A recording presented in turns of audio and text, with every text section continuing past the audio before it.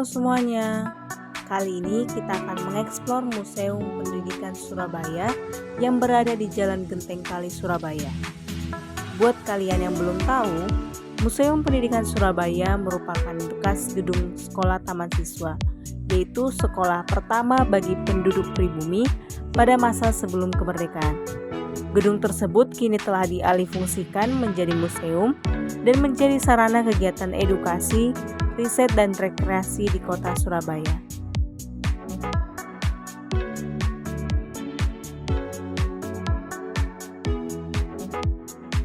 Saat pertama kali masuk ke museum, kalian akan melihat peta dan legenda dari museum. Di sini juga ruangan-ruangannya terbagi berdasarkan 4 zona, yaitu masa praksara, masa klasik, masa kolonial, dan masa kemerdekaan. Di zona praksara, kalian akan melihat diorama manusia purba yang sedang menyalakan api. Pada zaman ini, pendidikan bersifat pengetahuan tacit. Alih-alih melalui verbal dan tulisan, pengetahuan didapatkan secara langsung berdasarkan pengalaman di alam. Lalu ada zona kerajaan, di mana peradaban dan teknologi manusia berkembang dan menjadi lebih menarik berkat pertukaran pengetahuan dan sistem pendidikan yang dibawa dari bangsa lain.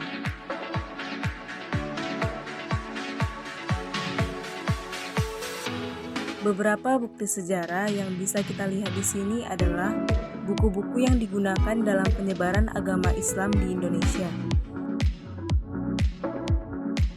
Seperti misalnya Kisah Nabi Muhammad, Naskah Surah Yusuf, Ilmu Nahwu Tata Bahasa Arab, dan masih banyak lagi.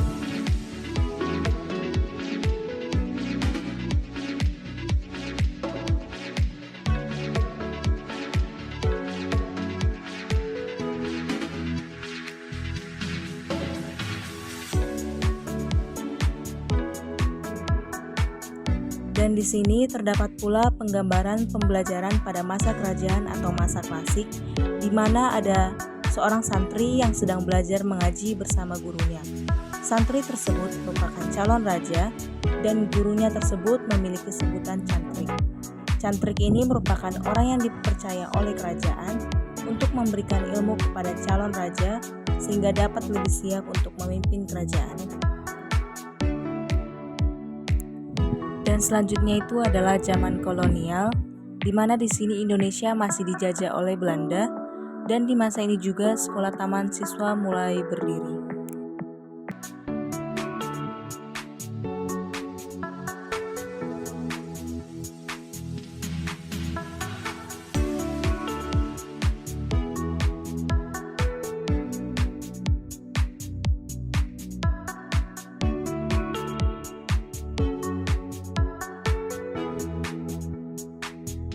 Di sini terdapat mesin ketik yang biasanya digunakan untuk kebutuhan administrasi, baik di sekolah maupun di perkantoran.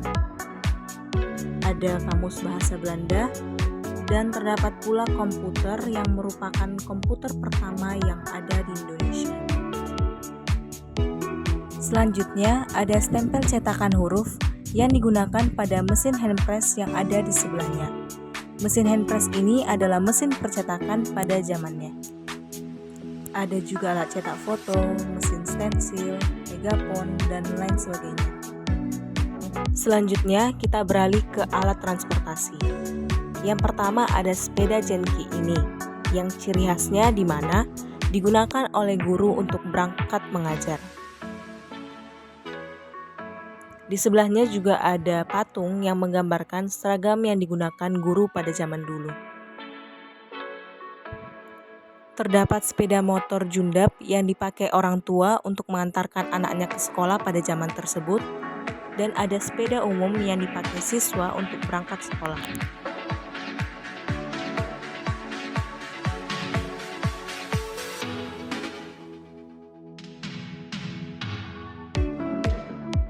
Oke, kita beralih ke zona kemerdekaan. Di sini kita menemukan banyak sekali bukti sejarah. Pertama, dari barang berikut, ini namanya sabak, yang dimana digunakan sebelum adanya buku tulis. Dan ada juga buku berwarna, mainan, kotak makan, dan alat tulis lainnya.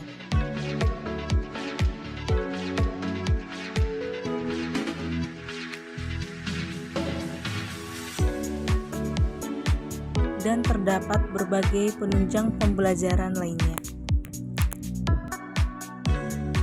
Ada kamera analog,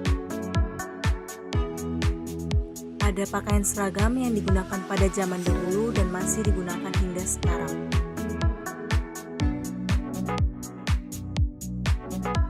Di sini ada ijazah, sertifikat, beberapa buku pembelajaran yang cukup jadul, dan ada alat-alat laboratorium.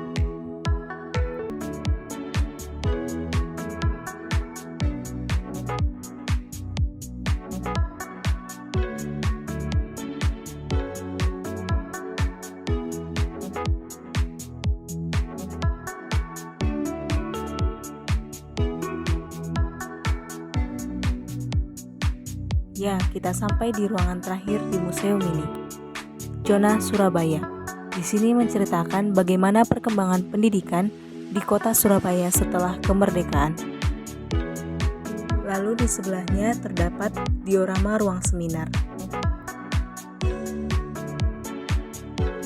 Cukup sekian hasil eksplor Museum Pendidikan Surabaya. Sampai jumpa lagi. Bye-bye.